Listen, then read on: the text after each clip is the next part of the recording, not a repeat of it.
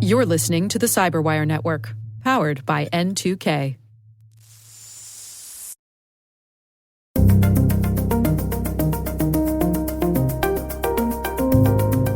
The travel boom as people trying to get back to real life. Cybercriminals realize that, and they're not going to try to leave this stone unturned when it comes to pulling people's money away from them and into their own coffers.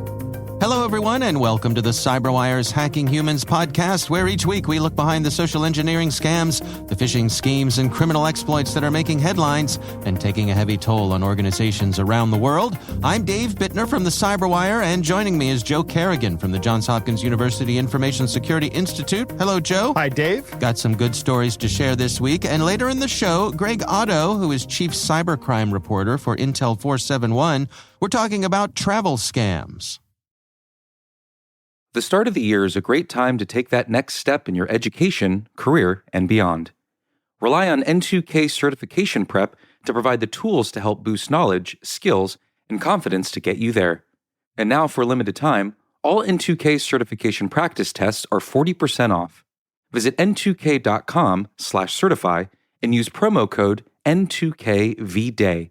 That's N2KVDAY to save 40% on your purchase. That's n2k.com/certify with promo code N2KVDAY. Offer ends Monday, February 19th. Happy learning. All right, Joe, before we dig into our stories, we've got a little bit of a follow-up here. You want to take us through that? First, I want to tell our listeners that I will be at the Grace Hopper Conference this year. So if any listeners are attending, I invite you to stop by the Johns Hopkins University booth and introduce yourselves. Very nice. I'd like to see you. Kevin writes in, said, just listen to the deepfakes episode, which was a while ago, I think. Yeah. And a fear I have is that even if someone doesn't think they believe it or thinks they know it's false, the idea, the image, and the impression is now implanted in their brain and in their subconscious. This is an interesting assertion here.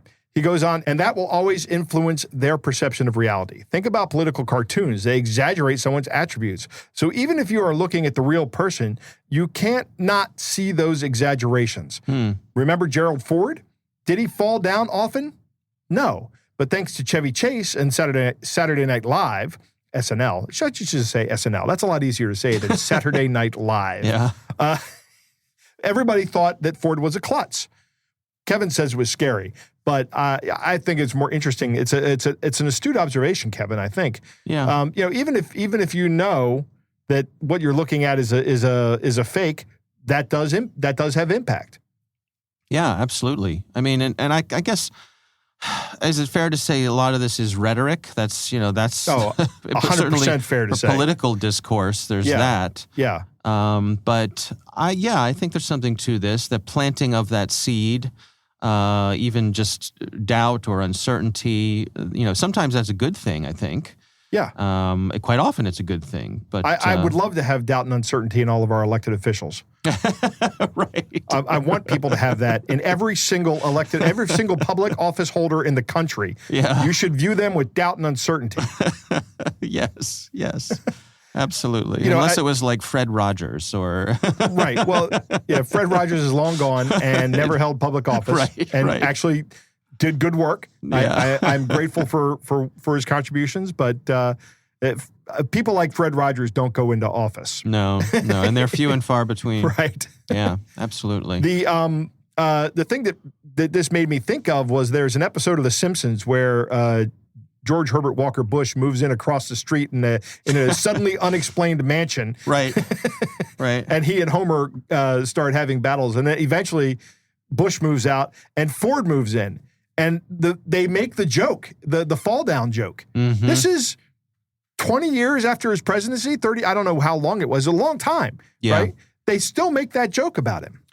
Well, and what it also reminds me of is that when we think of these impersonations of people, or when we think of celebrities, right, we often think about the impersonation of them, not them. Right. Because it is the gift of the mimic to be able to distill those things You had Dana Carvey with George Herbert Walker Bush saying, "Not going to do it. Right. Wouldn't be prudent." That's a great point. And it's a distillation. It's not same sort of thing.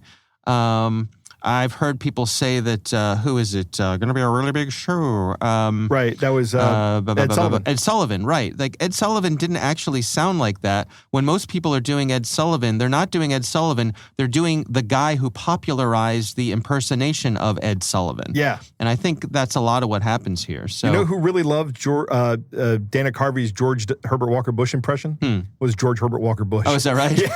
Well, that's good. He actually invited him to the White House one day and said, "Hey, call the Secret Service agents in here."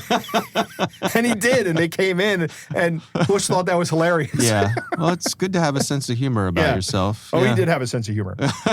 Somewhere there's somebody out there, Joe, who's doing a Joe Kerrigan impersonation, a dead-on Joe Kerrigan impersonation. One of our fans. Man, I would love to hear that. If somebody has taken the time to build, I mean, look at the smile on my face, Dave. Yeah. Just me thinking about that really makes me happy.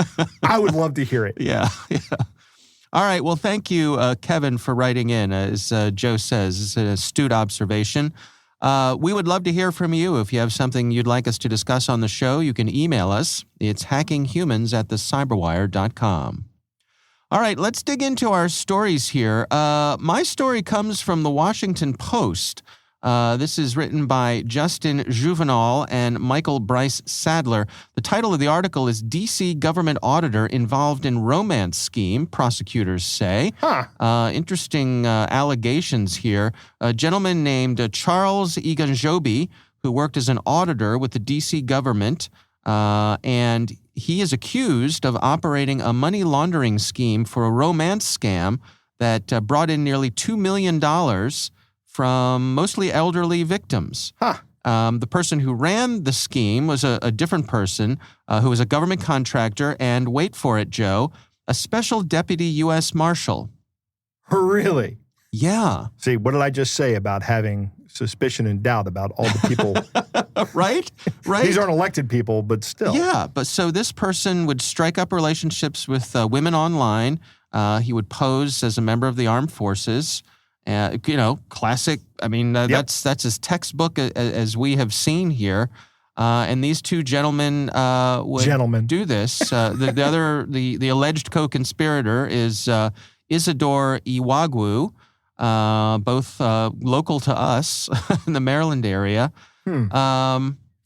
They talk about one of the cases claiming to be in the U.S. Army. Again, this is all just...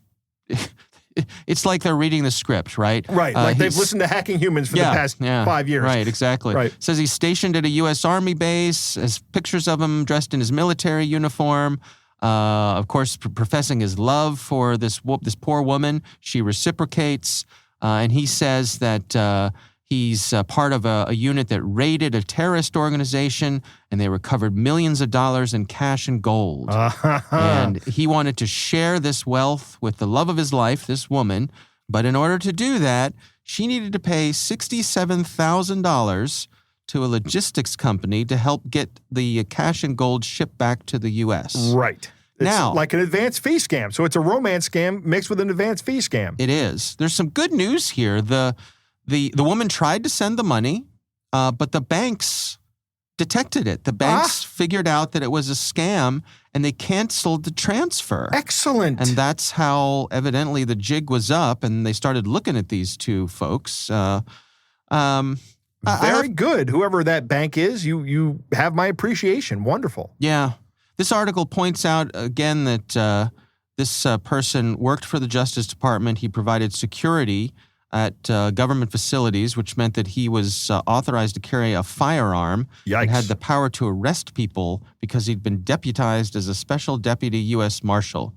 Now, that will probably never be the case again. Well, look, these are just allegations at this point. That's right. If he's convicted, that will probably never be the case everybody's again. due their fair time in court. But my personal opinion is that if it comes to pass that these two folks get convicted of this, I hope they get the book thrown at them because this is especially egregious that someone who was put in a position of law trust. enforcement, public trust, that is the right way to say it, Yeah.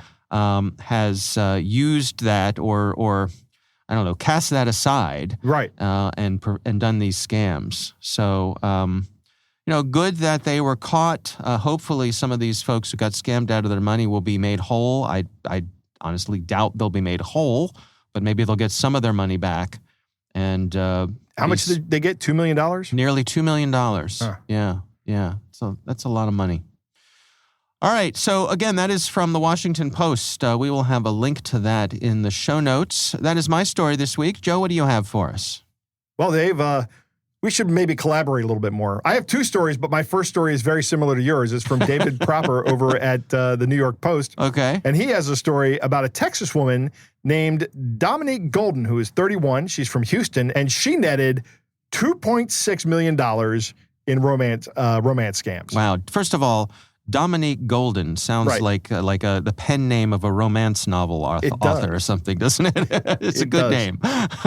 She reeled in $1.26 million in cash checks and money orders and wire transfers, and then used that to buy luxury cars like a 2018 Bentley, a 2017 Mercedes E-Class, and then something I've never understood the value of, Rolex watches. Oh, yeah.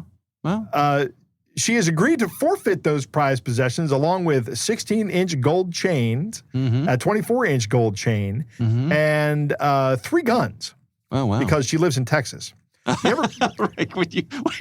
When you cross the state line, you're automatically issued Right. a couple of firearms. have Just you been into a gun store in Texas? I don't know that I've ever been in a gun store, Joe. Oh, okay. I mean, I've been to what's the big place over at Arundel Mills, the big sporting goods store? Oh, Dick's. Oh, no, not Dick's. No. That's Bass Pro Shop. Bass Pro Shops. Bass Pro, So I've right. been to a Bass Pro Shops where they sell plenty of guns, and I Right. have taken the time to walk by and just sort of check out. But as you can guess, I'm not particularly a gun person. Right. I don't really have a problem with responsible firearm ownership or anything like that. I'm not an anti-gun nut. Right. But no, I have not had the pleasure of being in a gun store in Texas. I take it you have. I have, yes. I have. I've been went into one because I go to Texas frequently. I have friends down there that I visit. Yeah. We are talking about doing some hunting down there because one of my friends has a ranch, and there are pest animals that need controlling. Okay. So, yeah. I wanted to see if I could, but I just wanted to see what was available down there. It's an experience, Dave. Yeah. You should, if you ever, I mean, I don't think it's a dangerous experience, but it's definitely something worth doing. Huh. Anyway, she was also required to give up $11,000 from her Houston home and money that she had tucked away in the Bentley. Apparently, she just had wads of cash laying around. Just to stuff the glove compartment full of $100 bills, Right. as you do when you have a Bentley. So she also opened mailboxes and under assumed names like at mailboxes, et cetera. I guess that's gone now, isn't it? Just the UPS store. Yeah. So it looks like she has been busted. God, I mean, talk about not laying low or flying under the radar. Right. Excellent point. That's one of the things I've always, there's that little guy in the back of my head that goes, we could be criminals. All we have to do is not talk about it, not be flashy. Right. Or just do it once. Right. Or just do it once. You can probably get away with it if you do it once. But these guys do it over and over again. Yeah. The next story comes from Bill Shannon, who is at WTAJ up in Pennsylvania. And he's talking about Pennsylvania State Police who are warning residents about what they call quick-moving scam artists traveling from city to city and scamming just regular people as they go through. You are unaware of the caliber of disaster indicated by the presence of a pool table in your community. Go on. So these guys are running counterfeit jewelry scams. They're doing quick change schemes at local retail locations. They're snatching cell phones. They're going in the gym lockers and taking stuff out of there. They're doing jewelry store distraction thefts. And they're putting skimming devices on ATMs and self-checkout registers. Wow. So they've diversified their scam portfolio. Yeah. Pennsylvania State Police reminds people to stay vigilant and aware of their surroundings and consider the following recommendations. Number 1, use caution if approached by an individual attempting to sell gold jewelry. While it may be stamped 18K, it's likely not real. So I've said before, my wife and my son have experience in the jewelry industry. And one of the things that was a bone of contention in our household was that my wife would maintain that you can't stamp any jewelry with a 14 karat stamp or whatever carat unless it actually meets those requirements. And her father and I would look at her and go, sure you can. It's easy. let's go step in the garage. Right, yeah, exactly. I'll make a 14K stamp, Right. and I'll hit a piece of aluminum with it and tell you it's 14 karat gold. Yeah. And there is this idea that this stamp on the gold is somehow a verification of the money, or of the value rather, of this gold. The gold, the actual gold content in a piece of gold. Pure gold is 24 carats. Yeah. Right. So if it's 12 karat, it's half gold, half other metals. And it has to do with the weight of, I don't know how exactly it's figured out, but that's about how it works. Okay. But there's nothing that stops people from just stamping these things. Sure. I've never understood why people put any faith in those stamps at all. It's like certificates of authenticity. Right. Yeah. I got a laser printer. Right. Exactly. Yeah. Right. I'll give you a certificate of authenticity Right. for it. What do you want it to say? Right. So, I mean, I wanted to touch on both these stories. One, it looks like they've busted a bad guy down in Texas who's been scamming men out of money. Remember that romance scams are an equal opportunity scam. Sure. They will go after men. They'll go after women. It doesn't matter to them. Yep. As long as you have money, that's all they care about. Yeah. Everybody wants to love and be loved. Yep. And that's the human condition, isn't it? It is. Yeah. Probably a big part of it. Yeah. All right. Well, Joe, it is time to move on to our catch of the day.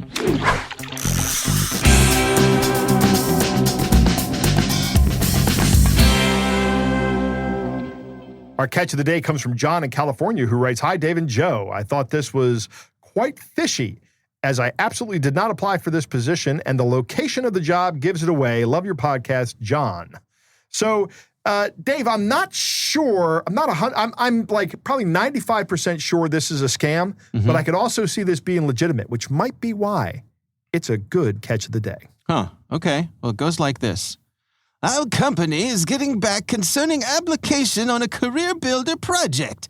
Payment, $93,300 to $114,300 a year. Employment location, local. Period, long-term. Post role, purchasing coordinator.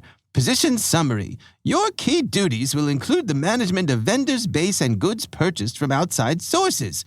You will negotiate agreements which will help to deliver value to our stakeholders, ensuring service, quality, and added value, which maximizing the supplier's capabilities.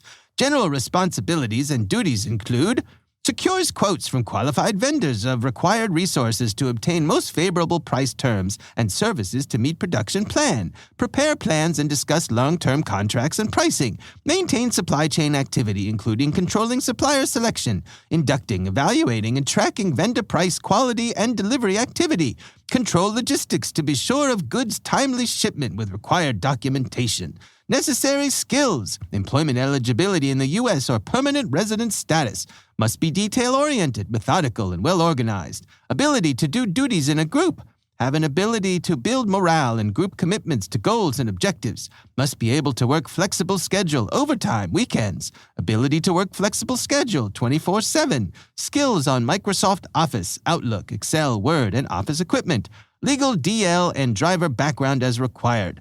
To begin the application process, please attach your resume. Notice only persons with resume will be looked through.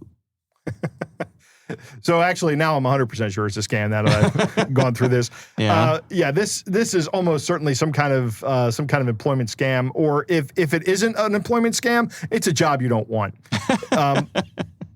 You have to be able to work 24/7. No. I'm not Seems a doing bit that. much. Yeah. I'm not doing that. Not for any amount of salary, let alone a what would be considered a well above the median salary here. Although it's listed not as salary or as wages, but as payment. Right. The employment role or employment location. This is what John was pointing out. is local. It doesn't say remote, it says local, right?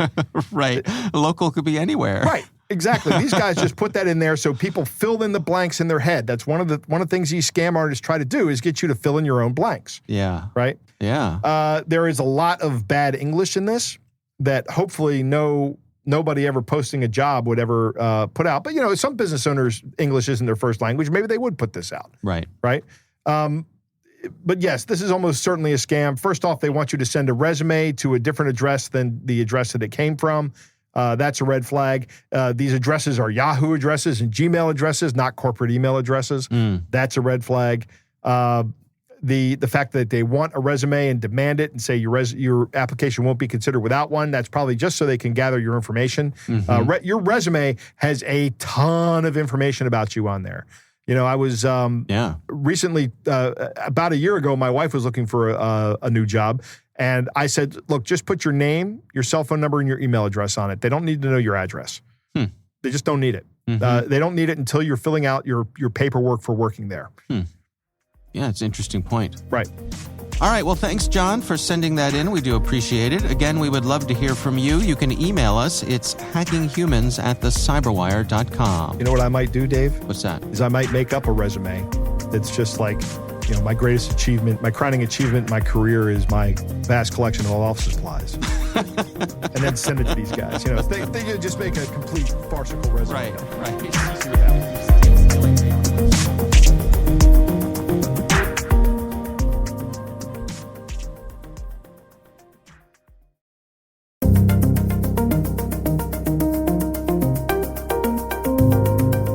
Joe, I recently had the pleasure of speaking with Greg Otto. He is the chief cybercrime reporter for security company Intel 471, and our conversation centers on travel scams. Here's my conversation with Greg Otto. We see the world at least trying to leave the COVID pandemic in their rearview mirror, and because cybercriminals rarely let a societal trend go by without trying to scam their way into, some misbegotten money, we wanted to look to say, there's, if there's an uptick in travel around the world, we wonder if cybercriminals are following that trend, considering that it's loosely tied to the pandemic. When we saw what the pandemic started, cybercriminals created fake COVID exposure apps. When vaccines came out, we saw that they latched on to vaccines in terms of trying to push scams that way. So as travel starts to head back to pre-pandemic norms, of course, cybercriminals are not far behind, offering all types of travel scams and going after people's travel data in terms to make more money on the cybercrime underground. Well, let's dig into some of the specific things you all are tracking here. What grabbed your attention? Off the top, the targeting of travel accounts is something that is top of mind. Multiple actors across cybercrime forums are selling credentials tied to travel-related websites, specifically those that log mileage reward accounts. This was a big thing pre-pandemic, where cybercriminals learned that all these reward miles and frequent flyer miles, they have value, even though they're not something that is necessarily on the level of money. They do have value. And a lot of these travel companies, whether it's the airlines, travel agents, anything in between, you can redeem these miles for free flights, and they have to store them somewhere. So they're stored in the technology that these companies use, and cybercriminals are trying to access these accounts to steal these mileage points and then kind of just cash them out on their own. Turn around, sell them, for 10, 20, 30 cents on the dollar on the cybercrime underground. And, any money that they can pull from them, that's great because it's not theirs and it's all profit. So we've observed actors posting advertisements seeking help in targeting the accounts that have, at least 100,000 miles. And, these respective rewards points can be resold to other actors looking to conduct similar types of travel fraud activity with these mileage points. Yeah, it's particularly interesting. I think a lot of folks, keep an eye on their bank account and probably have different alerts, to trigger if something unusual happens. But I can imagine a lot of people don't keep as close an eye on their miles. So it seems to me like this could be something where if something did get breached, it might take a little while for someone to even notice. Right. And there is always on the cybercrime underground the effort to try to find a victimless crime, I guess. And this one is a little bit different than, having your credit card stolen or, some other PII stolen, where these are just mileage points where, nobody's going to go bankrupt because they lost 100,000 frequent flyer miles. However, if that can be traded for value, then why wouldn't cyber criminals try to, gain something out of it? But you're not going to have people that are going to be so upset. If you talk to somebody that flies a lot and they'll say, well, I'm going to have my frequent flyer miles stolen or I'm going to have my credit card stolen, they're probably not going to be, happy with any of that. But if they had to choose, they're probably going to take their frequent flyer miles. The companies that oversee this, of course, they want to guard that. But again, it's not a credit card number or, some type of payment information that is floating out there. So there's a little bit of a sweet spot for cyber criminals and everybody involved in the scheme to say, okay, there's not a lot of monetary loss here, but then again, there is still some value there. So they have found the value and want to steal it for their own right. Yeah, I could imagine also it's a situation where, it's not like law enforcement is going to be closing down borders to go after folks who are, stealing mileage, right? Right. Yeah. One of the other things that you all track here are ransomware attacks, which certainly have been in the news. How does that intersect with travel?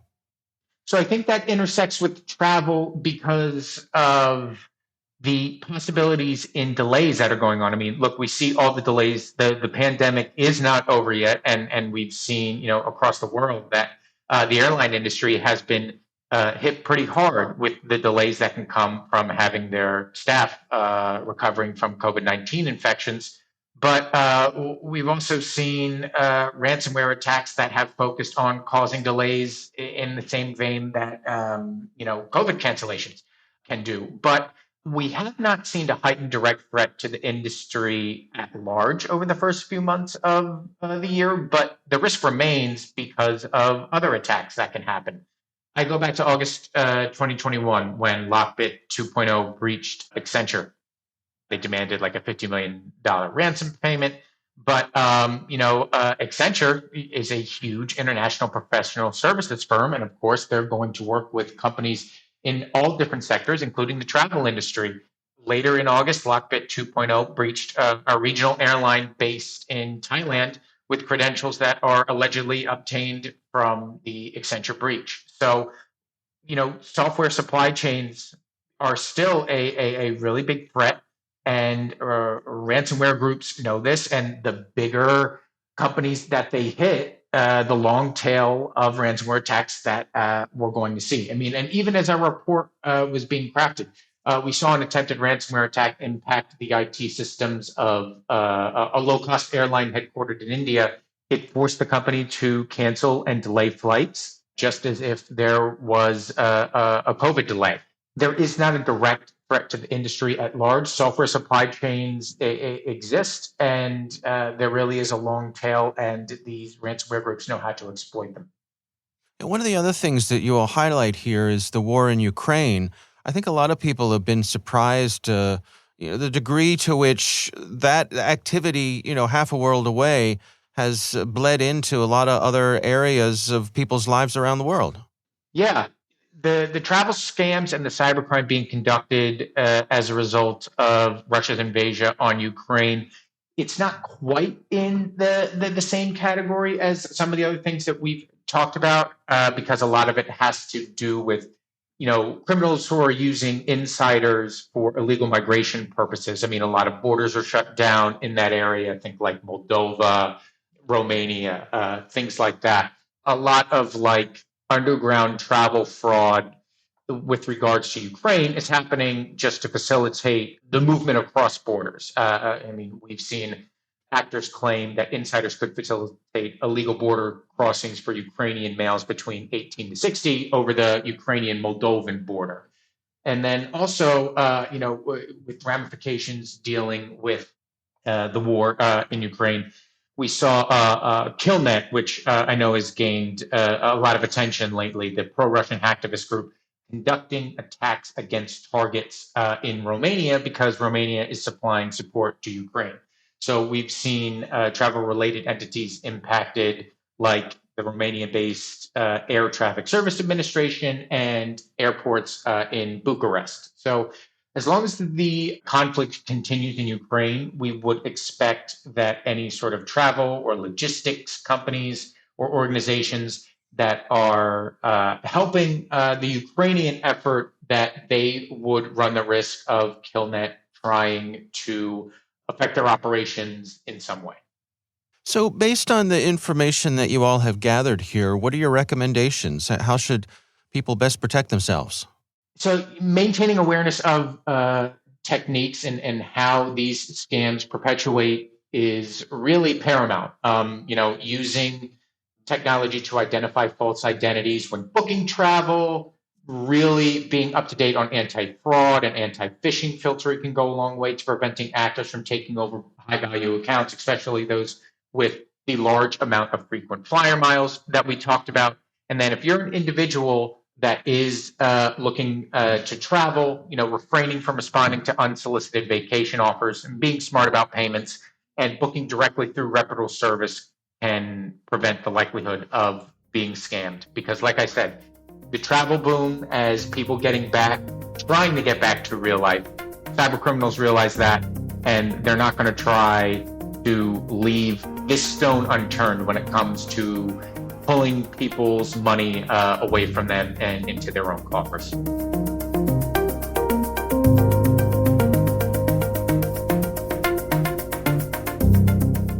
Joe, what do you think? It's interesting that right out of the gate in the beginning of this interview, we hear again that these bad guys watch what's going on and target trends of behavior. Increased travel is no different. We're all getting back to traveling. I've got 2 trips coming up very soon. Yeah. I'm going to be at the Grace Hopper Conference, and I'm going to go down to Texas again. Right? Maybe I'll go into another gun store, but probably not. Been there, done that. You've been there, done that. Yeah. I'm going to do something new, I think. As we're increasing our travel, getting back into the normal travel of things. I saw a news story this morning that Memorial Day weekend was the biggest travel day in 3 years. Huh. And I was like, well, yeah, because nobody's been traveling for the past 2 years, right? So it makes sense.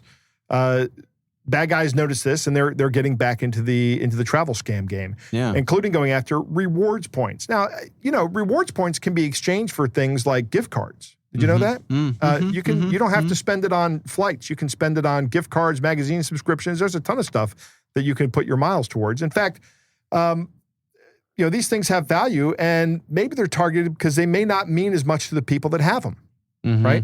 And a great example about that is your point about not knowing the balance.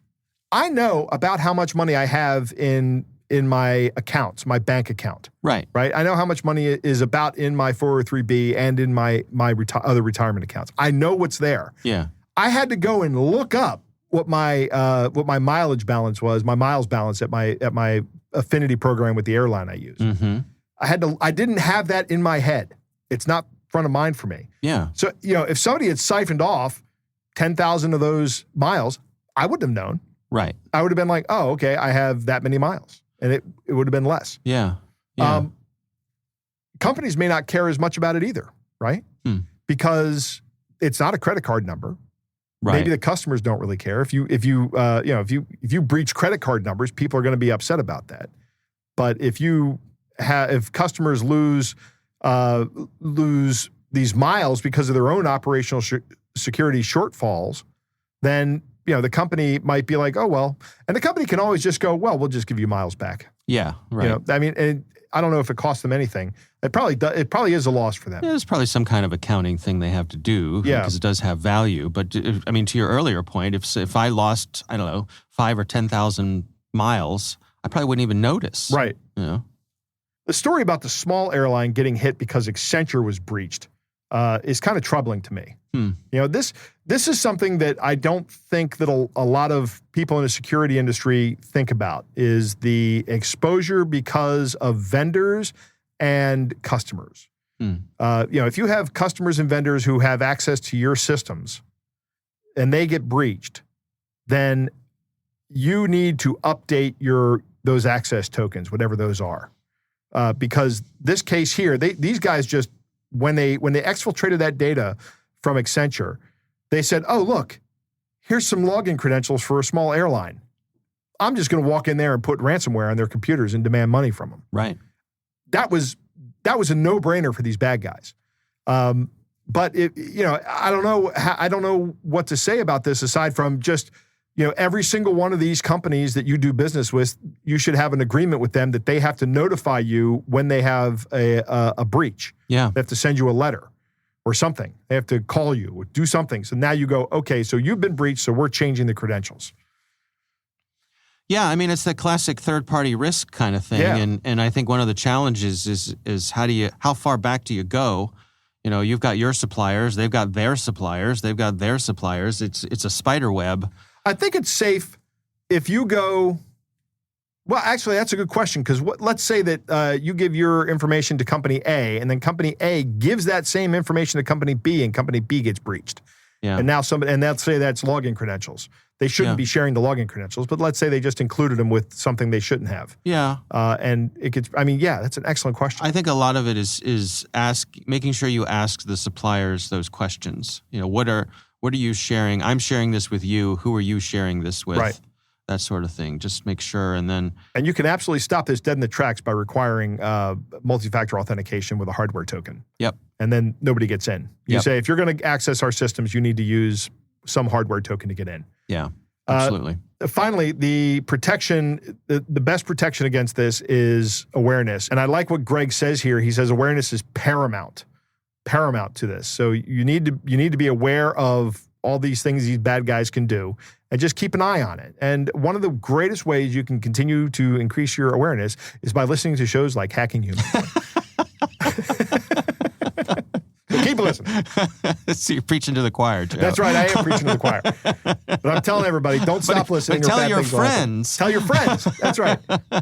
Right. I see. I go for threatening our listeners ones, and say, don't stop listening or bad things will happen. Your coworkers, yes, your neighbors, just shout it from the rooftops. Right. Yes, absolutely. All right. Well, our thanks to Greg Otto from Intel 471 for taking the time with us. We do appreciate it.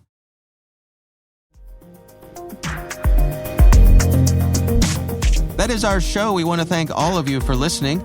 The Hacking Humans podcast is proudly produced in Maryland at the startup studios of Data Tribe, where they're co-building the next generation of cybersecurity teams and technology. Thanks to the Johns Hopkins University Information Security Institute for their participation. You can learn more at isi.jhu.edu. Our senior producer is Jennifer Iben. Our executive editor is Peter Kilpe. I'm Dave Bittner. And I'm Joe Kerrigan. Thanks for listening.